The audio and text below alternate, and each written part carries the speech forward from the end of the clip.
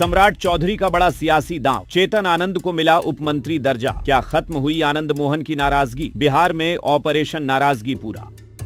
सियासत में रिश्ते भी बड़े अजीब होते हैं जनाब। कभी नाराजगी सुर्खियां बनती है तो कभी मनाने के लिए पदों की बरसात होती है।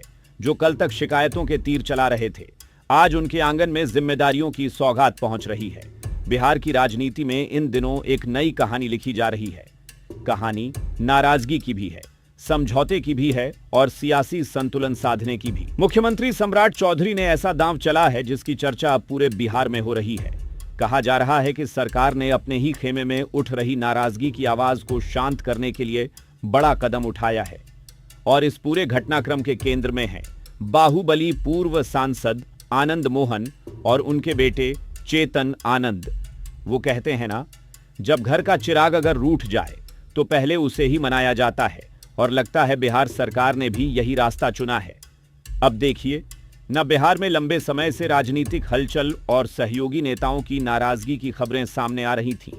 खासकर जेडीयू विधायक चेतन आनंद को नई सरकार में मंत्री पद नहीं मिलने के बाद उनके पिता आनंद मोहन कई बार सार्वजनिक मंचों से अपनी नाराजगी जाहिर कर चुके थे। आनंद मोहन के बयानों ने सियासी गलियारों में यह संदेश दिया कि पार्टी के भीतर सब कुछ ठीक नहीं चल रहा है, या यूं कहें पार्टी में ऑल इज वेल नहीं है। ऑफिसी आग को मुख्यमंत्री सम्राट चौधरी भांप लिया। ऐसे में सीएम सम्राट चौधरी ने एक ऐसा फैसला लिया जिसने राजनीतिक समीकरणों को नई दिशा दे दी और साथ ही इस आग को बुझाने में बालू का काम किया। सरकार ने राज्य स्तरीय कार्यक्रम कार्यान्वयन समिति का पुनर्गठन यानी रीस्ट्रक्चरिंग किया और चेतन आनंद को इस महत्वपूर्ण समिति का सदस्य बना दिया। राजनीतिक जानकारों का मानना है कि यह सिर्फ एक नियुक्ति नहीं बल्कि नाराजगी दूर करने की कोशिश है। राजनीति में कोई कदम यूं ही नहीं उठाया जाता। हर फैसले के पीछे कई संदेश छिपे होते हैं और इस फैसले में भी कई राजनीतिक संकेत दिखाई दे रहे हैं। मंत्रिमंडल सचिवालय विभाग की ओर से जारी अधिसूचना के मुताबिक इस समिति के अध्यक्ष खुद सीएम सम्राट चौधरी होंगे। वहीं उप मुख्यमंत्री विजय कुमार चौधरी को कार्यकारी अध्यक्ष बनाया गया है।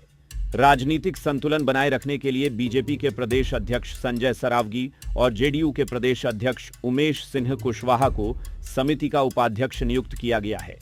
यानी एक ही मंच पर बीजेपी और जेडीयू दोनों के बड़े नेताओं को जगह देकर गठबंधन की एकजुटता का संदेश देने की कोशिश की गई है। इस पुनर्गठित समिति में कुल 12 सदस्यों को शामिल किया गया है। इनमें सबसे ज्यादा चर्चा चेतन आनंद के नाम की हो रही है, लेकिन उनके अलावा मोकामा की विधायक और बाहुबली नेता अनंत सिन्हा की पत्नी नीलम देवी को भी समिति में जगह दी गई है। साथ ही विधायक संगीता कुमारी, भरत बिंद, मुरारी प्रसाद गौतम, सिद्धार्थ सौरभ, ललन कुमार मंडल, प्रहलाद यादव, जगन्नाथ ठाकुर, राजेश कुमार वर्मा, भारतीय मेहता और चंदन कुमार सिंह को भी सदस्य बनाया गया है। यानी सरकार ने क्षेत्रीय और सामाजिक समीकरणों को ध्यान में रखते हुए अलग अलग नेताओं को प्रतिनिधित्व देने की कोशिश की है। लेकिन सवाल यह है कि आखिर चेतन आनंद को लेकर इतनी चर्चा क्यों हो रही है? तो इसकी वजह सिर्फ उनका विधायक होना नहीं बल्कि उनका राजनीतिक और पारिवारिक कद भी है। चेतन आनंद फिलहाल औरंगाबाद जिले के नबीनगर से विधायक हैं, लेकिन उनकी राजनीतिक सफर काफी दिलचस्प रही है। साल 2020 में वे आरजेडी के टिकट पर विधायक बने थे। बाद में बदले राजनीतिक हालात के बीच उन्होंने जेडीयू का दामन थाम लिया। उस दौर में जब नीतीश सरकार पर संकट के बादल मंडरा रहे थे, तब चेतन आनंद को सरकार का संकट मोचक भी कहा गया। उनके पिता आनंद मोहन बिहार की राजनीति का बड़ा नाम रहे हैं। वे शिवहर से सांसद रह चुके हैं और लंबे समय तक राज्य की राजनीति में प्रभावशाली चेहरा माने जाते रहे हैं। यही वजह है कि जब नई सरकार में चेतन आनंद को मंत्री नहीं बनाया गया तो राजनीतिक हलकों में यह चर्चा तेज हो गई कि आनंद मोहन इस फैसले से खुश नहीं है, जिसके साथ ही आनंद मोहन का सार्वजनिक मंच से तंज कसाते हुए जेडीयू के सीनियर नेताओं को चांडाल चौकड़ी और एक थैली की पार्टी बन गई जैसे शब्दों का प्रयोग करना इस चर्चा को और गहराता है। अब जब सरकार ने चेतन आनंद को समिति में शामिल कर उन्हें उपमंत्री स्तर की सुविधाएं देने का फैसला किया है, तो सरकारी आदेश के मुताबिक समिति के दोनों उपाध्यक्षों को राज्य मंत्री का दर्जा मिलेगा।